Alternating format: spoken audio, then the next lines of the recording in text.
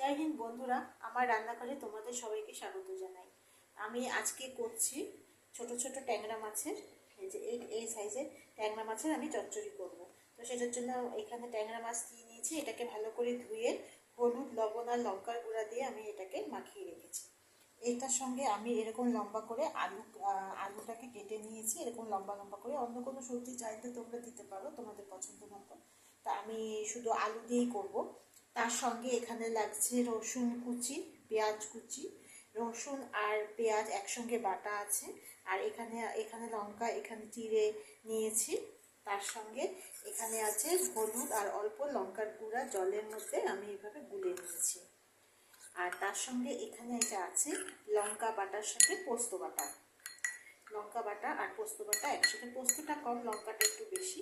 তো লঙ্কা বাটা, পোস্ত বাটা, আর থাকবে লবণ আর তেল। তো আমি এখানে এখন কড়াইতে তেল দিয়ে দেবো। কড়াইতে তেল গরম হয়ে গেছে, আমি এই মাছগুলোকে আগে হালকা করে অল্প ভেজে নেব।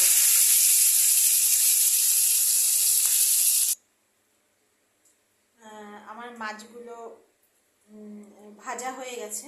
এখন আমি কড়াইতে আর একটু তেল দিয়ে দেব।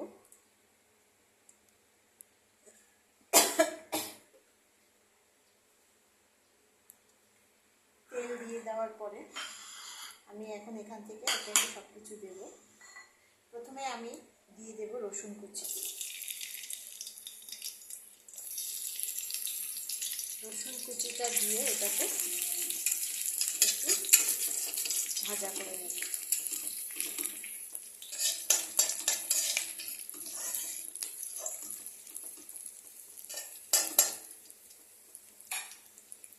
এরপরে আমি এখানে দিয়ে দেব পেঁয়াজ কুচি।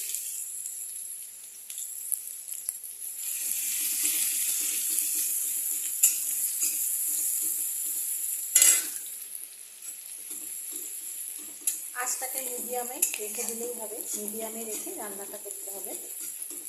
পেঁয়াজ পুড়ে গেলে বাজে হয়ে যাবে খেতে।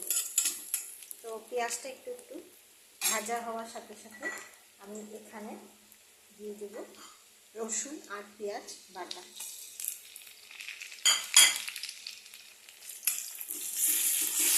রসুন আর পেঁয়াজ বাটাকে এটাকে একটুখানি ভালো করে মিশিয়ে নিয়ে এটার মধ্যে দিয়ে দেবো আমি এই ছোটো ছোটো করে কেটে রাখা আলুগুলো, যাতে আলুগুলো মশলার সাথে একবারে কষে যায়।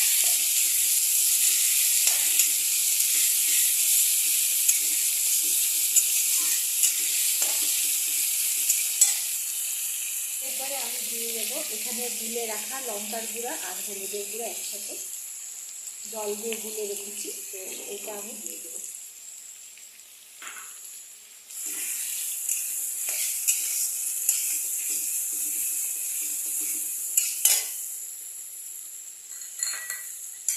এরপরে আমি দিয়ে দেবো এখানে লঙ্কা বাটা আর পোস্ত বাটা একসাথে। তোমরা চাইলে ঝাল আরও দিতে পারো, যারা বেশি ঝাল খায় তারা একটু বেশি করে ঝাল, যারা কম ঝাল খায় তারা কম ঝালও করতে পারো। আবার কেউ কাশ্মীরি লঙ্কার গুঁড়াতেও করতে পারো কালারটা হওয়ার জন্য। তা আমি এখানে কাশ্মীরি লঙ্কার গুঁড়া ব্যবহার করিনি, আমি এখানে ডিরেক্ট লঙ্কার গুঁড়া আর লঙ্কা বাটাই ব্যবহার করেছি।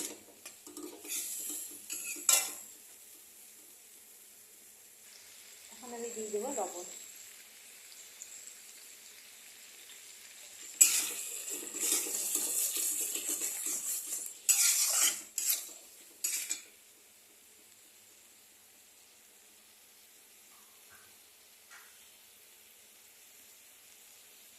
উপর দিয়ে আমি আর একটু লঙ্কার গুঁড়া ছড়িয়ে দেবো।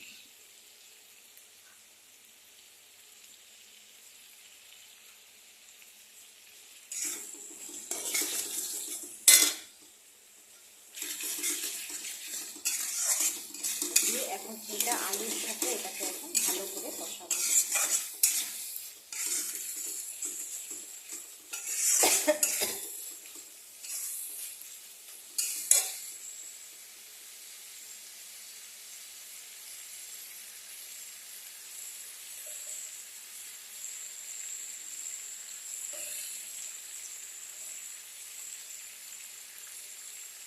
এই লঙ্কা বাটাটা জল দিয়ে গুলে ওটা দিয়ে দেবো। এখানে একটু হলুদ আর লঙ্কার গুঁড়ো যেটা দিয়েছিলাম জল দিয়ে গুলে, সেটাকেও আবার লাস্টের একটু জল দিয়ে গুলে দিয়ে দেবো। এটাকে আঁচটাকে মিডিয়াম, একদম মিডিয়াম করে এটাকে কষাবো। বেশি বাড়িয়ে দিলে জিনিসটা তাড়াতাড়ি হয়ে যাবে আর শুকিয়ে যাবে, জিনিসটা ভিতরটা তৈরি হবে না, সেই জন্য মিডিয়াম আছে এটা করে দেবো।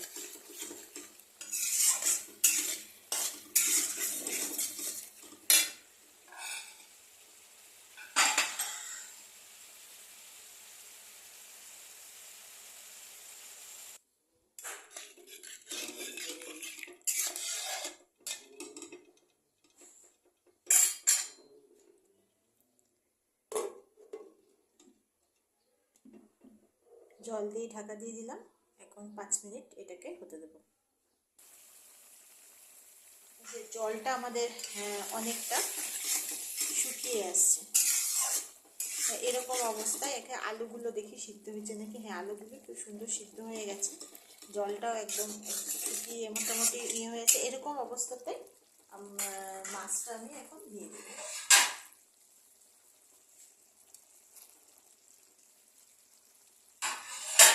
মাছটা দিয়ে এখানে লঙ্কাগুলো যে চিড়ে রেখেছিলাম, 3টে লাল লঙ্কা, এই 3টে লাল লঙ্কা দিয়ে দেব।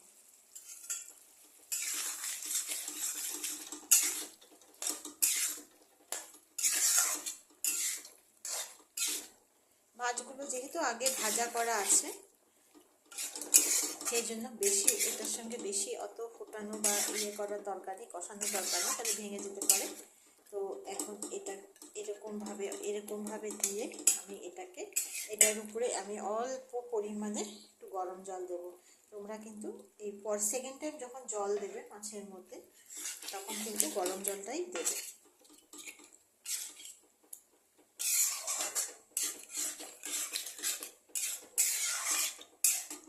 আমি ঠিক এরকম রাখবো, সেই জন্য আমি আরেকটু গরম জল দেব।